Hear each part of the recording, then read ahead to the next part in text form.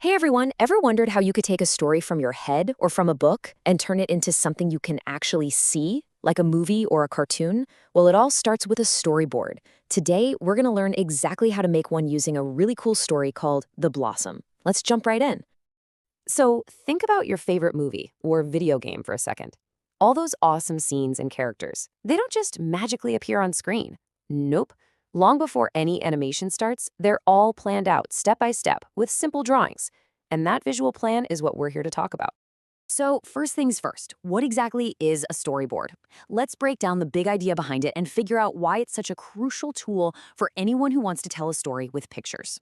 Okay, here's the simplest way to think about it. A storyboard is basically a blueprint for your story. It's a bunch of simple drawings laid out in order that shows what's happening scene by scene. For the pros, this is a massive time and money saver because you can spot problems and fix them on paper before you start filming or animating anything. Now, you might be looking at this and thinking, hey, that kind of looks like a comic strip. And you're not wrong. They do look similar. But here's the key difference. A comic strip is the finished product, made for you to read and enjoy. A storyboard is a planning tool. Its whole job is to map out the flow of a video or animation before it's made. All right, now that we know what a storyboard is, let's get to the fun part, how to actually make a great one. Don't worry, there are just a few simple rules of the game that'll make your storyboard super clear and easy to follow. Okay, these 5 tips are your key to success. First, just pick the main events. You're making a highlight reel, not drawing every single word of the story. Second, and this is a big one, your drawings can be simple. Seriously, stick figures are perfect. The goal is clear communication, not a museum-quality masterpiece. Third, always add a short caption under each drawing. Fourth, use arrows to show action and movement. And last but not least, just keep it tidy with neat, even frames. That's it. You may be feeling a little nervous about the drawing part. Well, don't be. You absolutely do not need to be a professional artist. Stick figures, simple silhouettes, or even characters made out of basic shapes are perfect for storyboarding. Remember, the goal is clear communication, not a museum-quality drawing. Arrows are an absolute superpower in your storyboarding toolkit. Just a simple arrow can show someone walking forward, climbing up, coming down, or even turning around. It's a super effective visual shortcut that adds a ton of action to a still image. So, we've covered the big picture rules. Now let's zoom in a little and look at what needs to go into every single panel you draw. Think of these as the essential ingredients for a perfect storyboard frame. Every single frame has to answer 4 basic questions. 1, who is in this scene? Those are your characters. 2, what are they doing? That's the action. 3, where is it all happening? That's your setting. And 4, what's the short description? That's your caption. If you nail these 4 things in every box, your story is going to be crystal clear. So how many frames should you actually draw? Are we talking about 100? No way. For a school project, somewhere between 8 and 12 frames is usually the sweet spot. It's just enough to tell a full story without getting bogged down in too much detail. For our example, we're going to hit that spot perfectly with 10 frames. All right, it's time for the main event. We're going to take everything we've just learned and put it into practice. Let's build a real 10-frame storyboard for the story, The Blossom, step by step. Okay, frame 1. You got to start with a title, right? This is our title card. A simple drawing of a cherry blossom branch can set the mood right away. The caption is simple. The Blossom, a story by ZM. This tells our audience exactly what they're about to see. Next up, frame 2. Here, we establish the setting and the general vibe of the town. The caption says we're in a Japanese town where people gossip. And look at the drawing, just a few houses with speech bubbles floating around.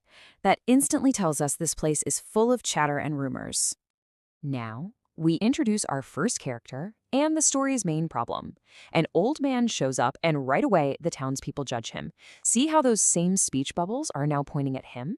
That's a great visual trick to show he's the new topic of gossip, all without a single word of dialogue. And now, let's meet our hero. In this frame, a happy young boy is walking to school. See the little musical notes around him? That tells us everything we need to know about his personality. He's this bright, cheerful kid in a town that seems a little judgmental. Okay, this frame is a big one. This is the moment that kicks off the whole adventure. Our hero spots a gorgeous cherry blossom way up in a tree, and he just has to get it. The drawing makes that tree look super tall, showing us exactly why he's about to do something a little risky. And here's the turning point. The boy looks down and suddenly realizes, whoa, I'm really high up. The shaky lines around him and the ground looking so far away perfectly capture his panic. All of a sudden, this fun little adventure has turned dangerous. The tension keeps building in this frame. You can see a crowd has gathered at the bottom of the tree, but look at them. They're just standing there. Nobody's moving to help. They're all too scared, which just makes the boy's situation feel even more hopeless. And here it is, the hero moment. The old man, the one everyone was so quick to judge, is the only person brave enough to do something. You see that clear upward arrow showing him climbing? That action is a huge contrast to the scared, frozen crowd below. He's going in for the rescue. And the rescue is a success. In this frame, the danger is over. The old man and the boy are safely back on the ground. Just seeing them together at the bottom of the tree gives you this huge sense of relief. Whew! Our last frame brings it all home with the story's moral. The townspeople who gossiped about the old man are now shown with their heads bowed, apologizing. They've learned their lesson. Never judge someone before you know who they really are. And that's the heart of the story. So there you have it. We walked through the whole process, from a simple idea to a complete 10-frame storyboard. And now, guess what? It's your turn to take these skills and create something awesome. So what story are you gonna tell? It can be anything. A legend, a fairy tale, a poem you like, or even just something funny that happened to you last week. Every great creation starts with a simple idea. What's yours gonna be? Here's a challenge for you. I want you to pick any poem or even a lesson you learned in class and try to turn it into a storyboard. Just aim for at least 6 frames to tell the main story. It's an awesome way to practice and get the hang of it. If you remember just one thing from today, please let it be this. Storyboarding is not about being a perfect artist. It's about being a clear thinker. It's about organizing your ideas so that anyone can look at your drawings and understand the story you're trying to tell. You did an awesome job today. You now have this super cool tool that can help you bring any story to life. So get out there, keep practicing, have fun with it, and if this was helpful, don't forget to like, share, and subscribe to Nest Lingua. See you next time.